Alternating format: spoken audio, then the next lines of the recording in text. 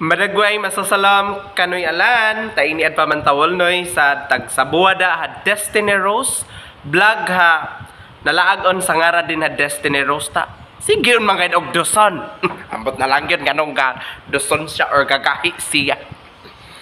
Now, atong tunan or let us now learn the English word that being translated sa among own dialect nga ninitive or binukid. Ang atong English word nga tagaan og timbang diha sa ninitive is the word sorry or sadaw. Yung pagkakabaybay niya ay letter S, U, apostrophe U, then letter D at A, and W. Sadaw. So, bigyan mo ng diin doon sa letrang U. Kapag naman ginamit na natin ito sa isang sentence, ito ay magiging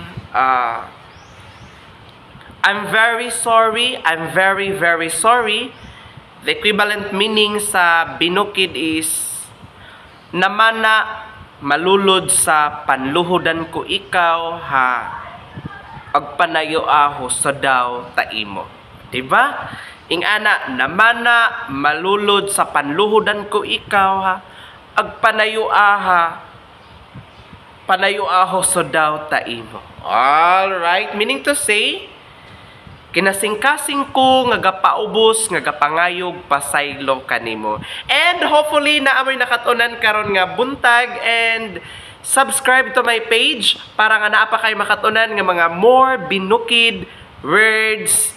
Then, ikalipay na ko ang paghatag sa inyo og tubag sa kutob lang pod sa atong marangay. Once again, this is your Destiny Rose vlog. Walay Rose ang nawong, pero mukahig yun lagi siya kung kaadlawan. Ba't nalagyan? Daghang salamat. Madakkel tungkay ha salamat.